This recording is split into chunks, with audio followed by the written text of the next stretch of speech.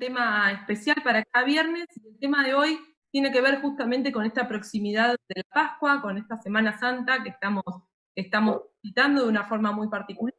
Así que hoy, además de presentarles el museo, el edificio y las colecciones, vamos a estar hablando en particular de cómo se vivía la Semana Santa y cómo se vivía la religiosidad en general en el Buenos Aires de ayer, y por supuesto qué vinculación, qué relación tiene esto con el registro arqueológico y la materialidad misma de la ciudad, ¿no? Como algunos de ustedes saben, el pasaje Belgrano, lo que hoy conocemos como Le Page Art Hotel, se encuentra en uno de los edificios, en un edificio histórico del barrio de Montserrat. Esto es Bolívar, la dirección exacta es Bolívar 373. Es un barrio que forma parte de la ciudad desde su misma fundación. Acá pueden ver en la repartición de solares de Garay cómo esta manzana, dividida en 4 solares, estaba asignada, en el caso del solar que nos convoca, de la esquina, estaba asignada al piloto mayor, que es seguramente Antonio Bermúdez, quien también tiene el solar contiguo. Esto en el año 1580, es decir, en el año de la segunda fundación de la ciudad. Hacia el siglo XVII, con toda probabilidad, el espacio donde hoy se emplaza el edificio no era más que un hueco. No tenemos ninguna evidencia de que hubieran habido edificaciones en este lugar. No era más que un hueco, es decir, un área libre entre los edificios que era aprovechado por la gente de la ciudad, seguramente en forma más pública que privada, como sucedían muchas cosas en ese momento temprano de la ciudad de Buenos Aires, para descartar sus residuos y realizar otro tipo de actividades.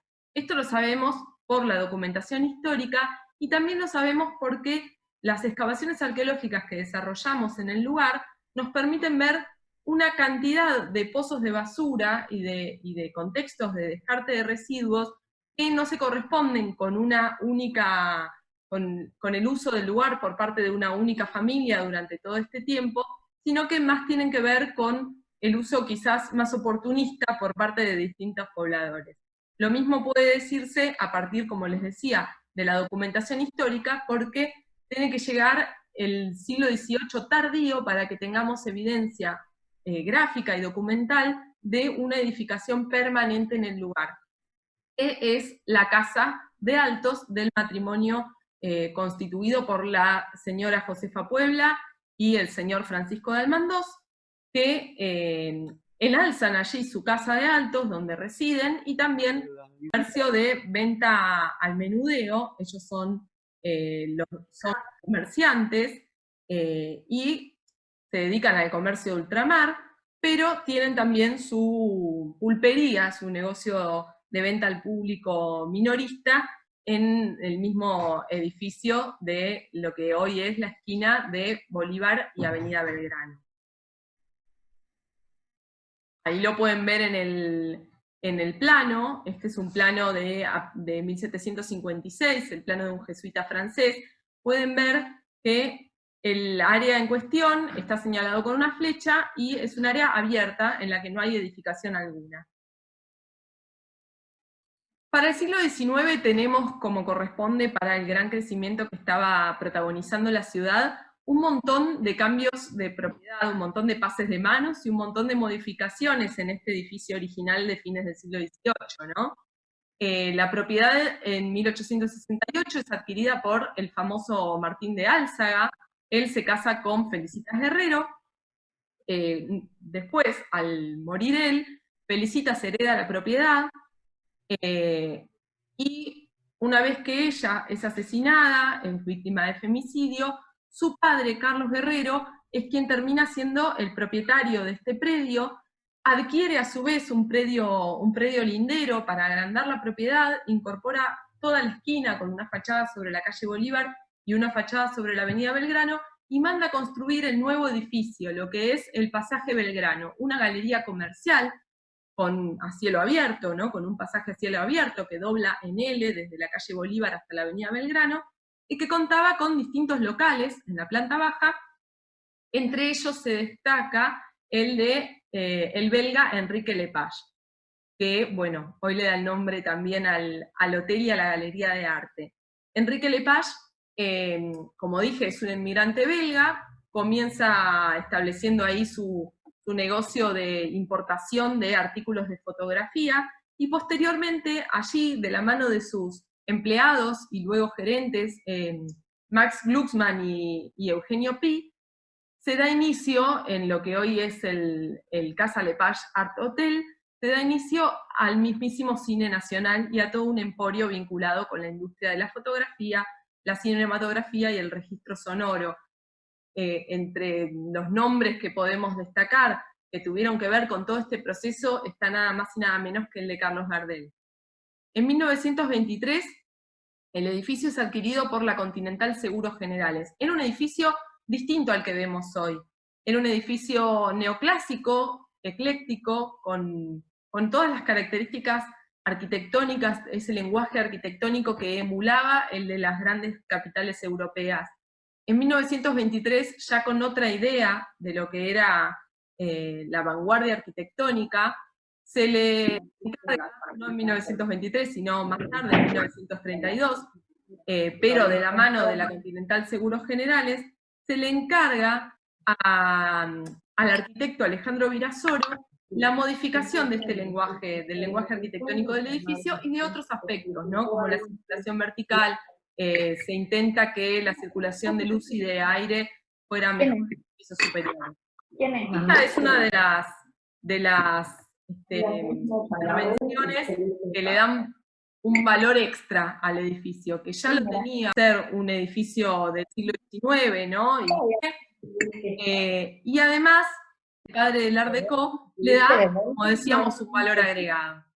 Recientemente, en el año 2004, el edificio perdido parte de la esquina, porque en la década del 50, con el ensanche de la avenida, de todo lo que era la fachada sobre la avenida Belgrano, este edificio es una casa histórica por sus propietarios actuales, la familia Casará, y empieza su puesta en valor, que como van a ver, implicó un trabajo muy minucioso, también de documentación histórica, investigación armada, digamos, por la arquitecta Ana María Carpio, todos los detalles de la obra, desde el diseño de los muebles, venir, y el lenguaje final que le iba a quedar al edificio, que acá pueden ver la antes y el después de parte del pasaje, así como lo ven al edificio en el momento en el que comenzaron las tareas, las últimas tareas. Esta última puesta en valor, como les decía, implicó también el desarrollo de tareas arqueológicas. Las tareas arqueológicas se desarrollaron durante un montón de años. Entre el año 2005 y 2011 hubo notorias, una notoria continuidad para lo que estamos acostumbrados los arqueólogos de la ciudad, una cantidad de hallazgos y una integridad de los mismos que realmente merece destacarse. Fue acompañado de un estudio documental minucioso sobre la historia del predio y la historia del edificio. Tuvieron como consecuencia la creación de un museo de sitio en el que se exhibe parte de esta colección, que es de suma importancia científica y patrimonial. Está integrada por centenares de artefactos y restos que abarcan un periodo temporal amplio, entre principios de 1600, son los hallazgos más antiguos que tenemos para la ciudad de Buenos Aires, y las primeras décadas del siglo XX. Todo esto hoy está exhibido, como les contábamos, en el museo donde normalmente desarrollamos esta visita. Son más de 300 metros cuadrados dedicados a dar a conocer al público todos estos objetos y estructuras que nos hablan de la vida cotidiana en el antiguo Buenos Aires. Y ahora sí pasamos al tema que nos convoca el día de hoy. A su izquierda pueden ver un plano del siglo XVIII, el plano de Bermúdez, donde están localizadas solamente las construcciones religiosas y públicas, ¿no? Y a la derecha, el convento de Santo Domingo en un día de misa.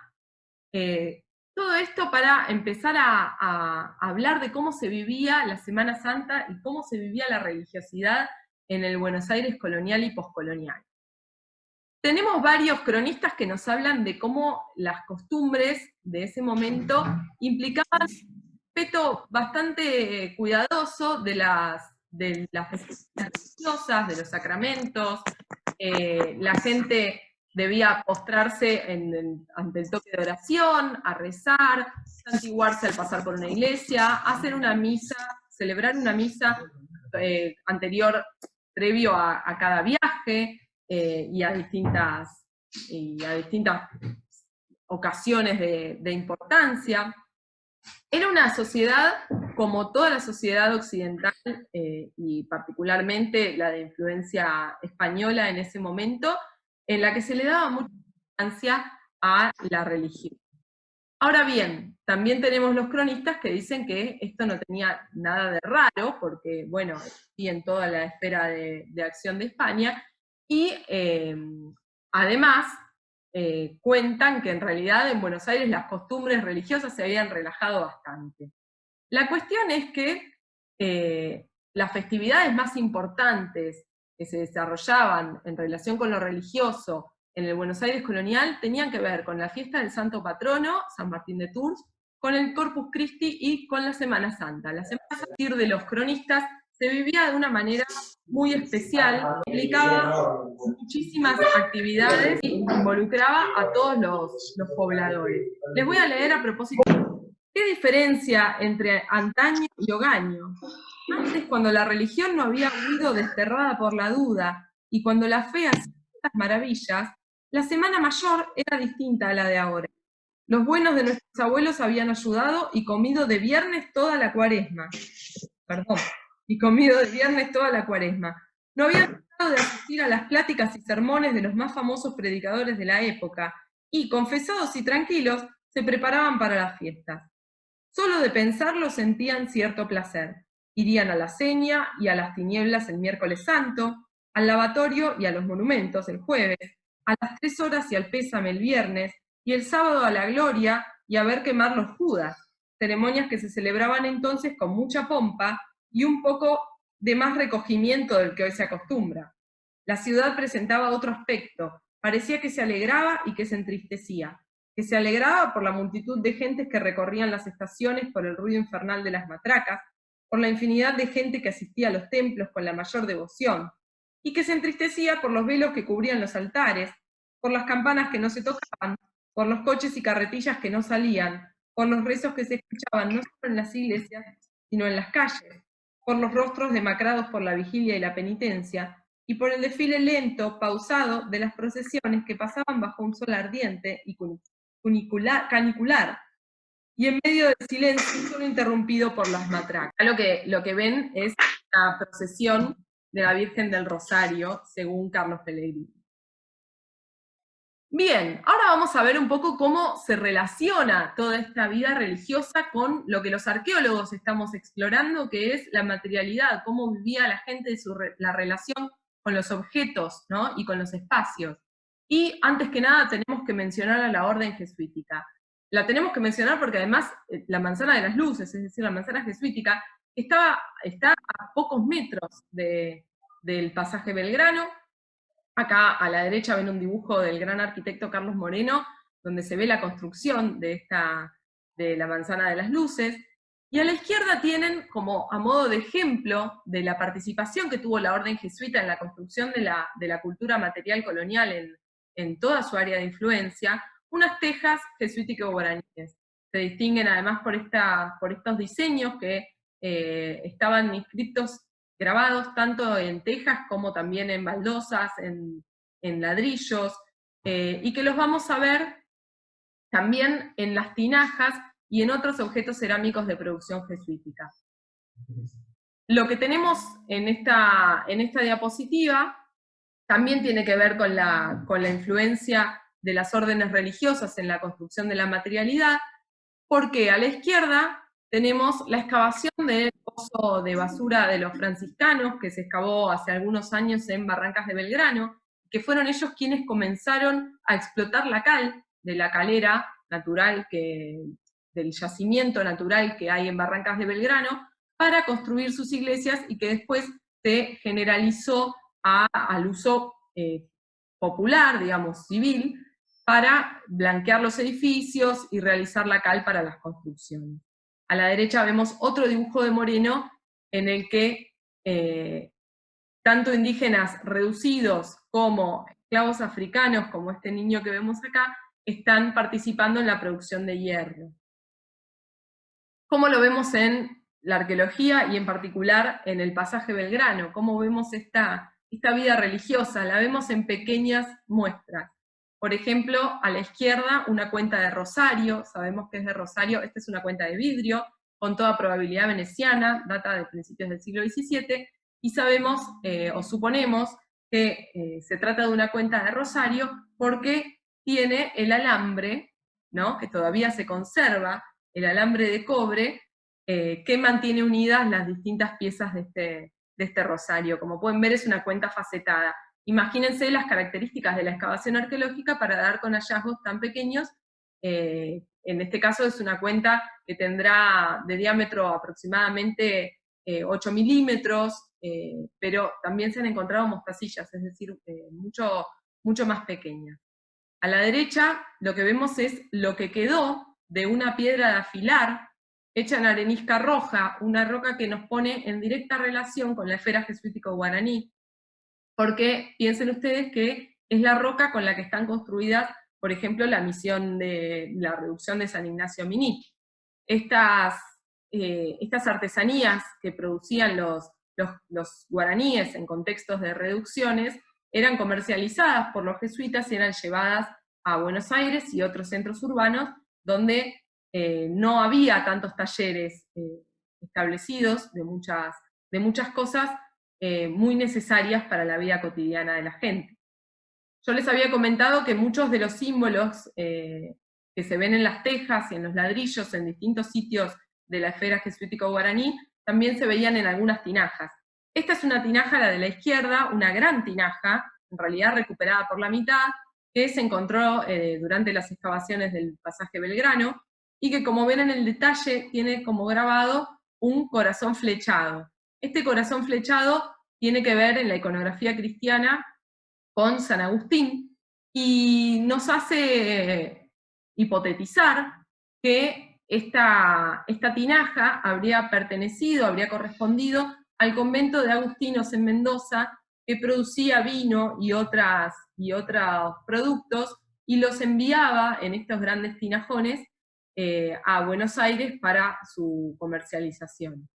A la derecha, por otro lado, vemos dos espinas de armado, un pez de río que se consumía. Tenemos evidencias arqueológicas e históricas, documentales, de cómo se consumían estos peces de río en grandes cantidades en la ciudad de Buenos Aires, y que, si bien se pueden consumir por una cuestión de disponibilidad, también seguramente tiene que ver esta abundancia de restos de peces entre los registros arqueofaunísticos históricos de Buenos Aires y de otras ciudades, con el respeto de las costumbres de consumir pescado en los momentos en los que no se puede consumir carne por creencias religiosas. Bueno, ahora Lucas les va a contar un poquito sobre la parte iconográfica de nuestra presentación. ¿Luqui? Bueno, buenas tardes a todos. Soy Lucas, el compañero de Flavia en el pasaje Belgrano. Soy estudiante de Historia y ¿qué pasaba cuando llegaba la Semana Santa? Llegaba la Cuaresma, se decretaba la Cuaresma en Buenos Aires y estaba prohibido el consumo de carne, estrictamente prohibido. Imagínense que para los ciudadanos era complicado, porque el principal ingrediente de la dieta de los porteños era la carne. Así que 40 días sin comer carne debe haber sido difícil para los porteños. Fue la regla, y esto se hacía a través del pago de una bula, indulgencia, que se abonaba para poder comer carne y así quedar exento de los pecados. ¿Sí? Por supuesto que esta bula la podían pagar solamente lo que tenían, digamos, un dinero que tenía un poder adquisitivo importante, ¿no?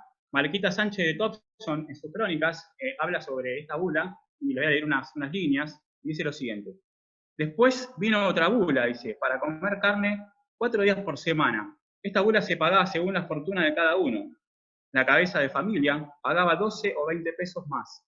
para los individuos de la familia menos, y para los criados menos aún, hasta que vino el permiso que se goza ahora para solo los viernes.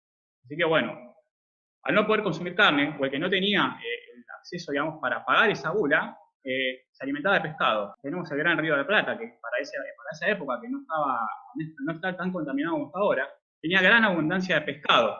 ¿Cómo se obtenía, digamos, la pesca en Buenos Aires en ese momento? No se usaban botes, como se hace tradicionalmente en otros lugares, por la poca profundidad del Río de la Plata. Entonces, lo que se hacía era, se usaban caballos. Lo vamos a ver representado en esta pintura de Emerick S. Vidal, un inglés que llegó a Buenos Aires en 1816, vivió 2 años, está aficionado. Él va a pintar una serie de acuarelas y va a plasmar 22 de esas acuarelas en un libro que se llama Buenos Aires y Montevideo. Esta acuarela, que se llama Pescadores, nos está mostrando cómo era la pesca. Ahí podemos observar los caballos y las redes, un carro, y a otro pescador que está ya con el producto, digamos, con su pesca ahí en esas tostas. ¿Cómo era el sistema? Se metían 2 caballos juntos hasta que el caballo le llegaba el agua al cuello. Los jinetes iban parados. Hay iconografía, hay otras iconografías donde están los jinetes parados arriba del caballo. O en el fondo de la pintura se pueden ver también a los jinetes que están parados en el caballo. Una vez que llegaban hasta la parte que le daba el cuello al agua, los caballos se abrían, uno hacia cada lado, y luego arrastraban la red hacia la costa, llevando, digamos, gran cantidad de pescado, y ellos se llevaban los más grandes, por supuesto, ¿no? El resto quedaba tirado. Lo cargaban en el carro y lo llevaban al mercado que estaba en lo que era la plaza 25 de Mayo, o del mercado, que es el sector actual enfrente de la Casa Rosada. Había varias especies de pescado que se consumían, estaba el bagre, la boga, el sábalo, el armado, como les contaba Flavia recién, donde están esas evidencias arqueofaunísticas, y Emerick Vidal dice que el pescado preferido de los porteños era el surubí, el aceitoso surubí. Así que bueno, esta era la manera de obtener pescado, que en la época de Cuaresma se consumía en gran cantidad, ¿no? Bueno, acá tenemos otra pintura de un pintor francés que se llama Raymond Voisin. Él era francés, llegó a Buenos Aires accidentalmente, porque su viaje original era Valparaíso, pero cuando llegaron al Cabo de Hornos, casi naufragan y decidieron volver al Río de la Plata, y llega a Buenos Aires, donde se queda 3 meses. Aquí va a hacer una serie de pinturas, y esta pintura se llama La porteña en el templo, que va a representar estas costumbres religiosas de la Semana Santa. Hay un inglés que cuenta que en la Semana Santa, Jueves Santo, había gran multitud de personas en la calle y adentro de la iglesia, en su mayoría eran mujeres. Había una costumbre entre hombres y mujeres de vestir de luto. Lo podemos observar en esta pintura, como esta señora está toda de negro, solamente tiene blanco un pañuelo en las manos, y está sentada sobre una alfombra, porque en esa época las iglesias y los templos carecían de bancos. La única manera de escuchar la misa o escuchar los sermones que se daban era sentada o arrodillada en esa alfombra de color, que tiene varios colores. Atrás de la señora podemos ver un sirviente, un afro, que está vestido con una levita y un sombrero de copa alta. Este era el encargado de acompañar a la iglesia y llevar la alfombra, para que había una regla del catolicismo, que para ese Jueves Santo había que visitar 7 iglesias. Así que la mayoría del día los ciudadanos pasaban por todas las iglesias y se quedaban un rato rezando o hincándose, como dice este inglés, una especie de flagelo que se hacían el día del Jueves Santo. Flavia. Este es un lugar realmente que vale la pena conocer, no solamente por el valor del edificio en sí y de su, como les decíamos, de su colección arqueológica, que es una de las más importantes, si no la más, de la arqueología histórica de Buenos Aires, sobre todo en cuanto a lo que es colonial temprano, sino por su cercanía con otros puntos de interés. Realmente es toda una experiencia ir a conocer ese lugar, ver un poco integrado el edificio en todo lo que es el casco histórico, y cómo la historia del edificio en sí se relaciona con la historia de la ciudad. Por ejemplo, los muebles, muchos de los muebles de diseño moderno que están integrados hoy en día al pasaje, incorporan materiales como las vías del tranvía que pasaba por la calle Bolívar, y hay, bueno, el mismo lenguaje arquitectónico cambiante del edificio a lo largo de toda su historia, nos hacen ver cómo se relaciona cómo estas microhistorias dentro de este edificio se relacionan con todo lo que fue la historia de la ciudad de Buenos Aires desde su fundación hasta nuestros días. Bien, bueno, acá presentamos un poco al equipo. Flavia Sorsi, que soy yo, Lucas Sosa y Julián Grano, el anfitrión y gerente general de Casa Lepage. Y les contamos que el viernes que viene vamos a seguir compartiendo historias y nos vamos a dedicar, o casualidad, a la higiene y la salud en la historia y la arqueología de Buenos Aires. Los esperamos el viernes.